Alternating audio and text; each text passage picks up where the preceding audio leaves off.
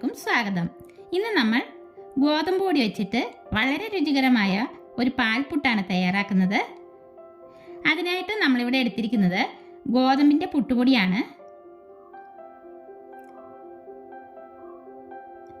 ഒരു ബൗളിലേക്ക് 1 കപ്പ് പുട്ടുപൊടി ചേർത്ത് കൊടുക്കുക.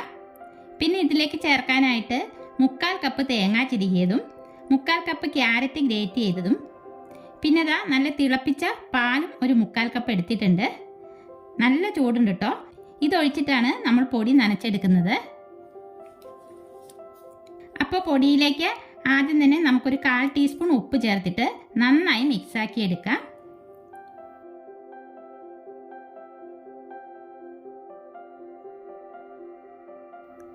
അതിനുശേഷം ഇതിലേക്ക് 1 ടേബിൾ സ്പൂൺ നെയ്യ് ചേർത്ത് കൊടുക്കാം.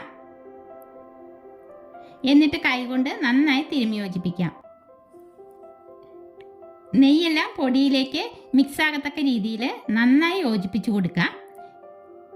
അതിനുശേഷം പാലൊഴിച്ച് നല്ലപോലെ നനച്ചെടുക്കാം.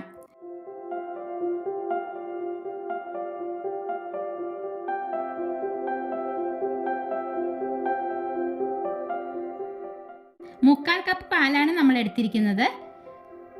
ഇതിപ്പോൾ ഒരു 3 ടേബിൾ സ്പൂൺ പാൽ ബാക്കിയുണ്ട്. ഇത് നമുക്ക് പിന്നീട് വേണമെങ്കിൽ ചേർത്ത് കൊടുക്കാം.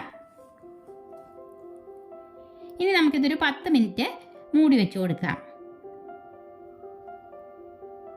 10 മിനിറ്റിന് ശേഷം മൂടി മാറ്റി നല്ലപോലെ തിരുമ്മിയെടുക്കാം നമുക്കിത്.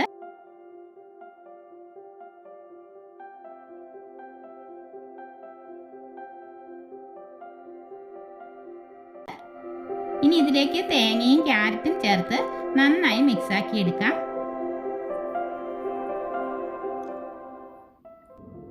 ഇത് മിക്സാക്കി കൊടുത്തപ്പോൾ ഞാനിതിലേക്ക് ബാക്കി പാല് കൂടി ചേർത്ത് കൊടുത്തിരുന്നു കേട്ടോ.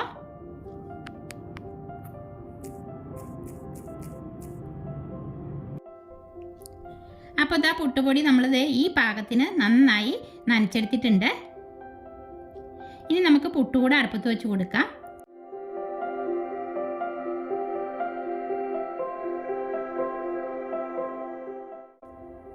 എന്നിട്ട് പുട്ടുകുറ്റിയിൽ തേങ്ങയും പൊടിയും നിറച്ചു കൊടുക്കാം.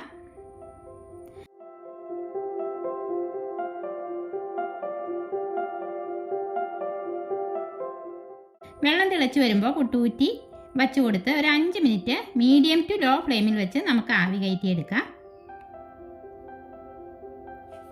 നമ്മുടെ പുട്ട് ഇവിടെ വെന്ത് വന്നിട്ടുണ്ട്. നമുക്കിനി ഇത് കുത്തിയെടുക്കാം.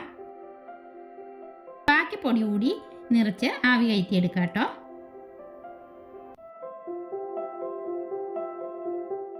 നമ്മളിവിടെ എടുത്തത് 1 കപ്പ് പൊടിയാണ്. അതിന് 2 കുറ്റി പുട്ടാണ് നമുക്ക് കിട്ടിയേക്കുന്നത്. അങ്ങനെ നമ്മുടെ രണ്ടാമത്തെ കുറ്റി പുട്ടും വെന്ത് വന്നിട്ടുണ്ട്. നല്ല സോഫ്റ്റ് പുട്ടാണ് കേട്ടോ. അടിപൊളി ടേസ്റ്റുമാണ്. പുട്ട് ഇഷ്ടമല്ലാത്തവരും ഇതുപോലൊരു പുട്ടുണ്ടാക്കിയാൽ കഴിച്ചു പോകും. അത്രയ്ക്ക് ടേസ്റ്റാണ്. ഇത് കഴിക്കാനായിട്ട് കറിയുടെ ഒന്നും ആവശ്യമില്ല കേട്ടോ. 2 പപ്പടം കൂടി ഉണ്ടെങ്കിൽ ഉഷാറായി. അപ്പോൾ ഇന്നത്തെ നമ്മുടെ ഗോതമ്പ് പാൽപുട്ടിൻ്റെ വീഡിയോ എല്ലാവർക്കും ഇഷ്ടപ്പെട്ടെങ്കിൽ ലൈക്ക് ചെയ്യാനും ഷെയർ ചെയ്യാനും സബ്സ്ക്രൈബ് ചെയ്യാനും മറക്കല്ലേ. അടുത്ത വീഡിയോയിൽ നമുക്ക് വീണ്ടും കാണാം.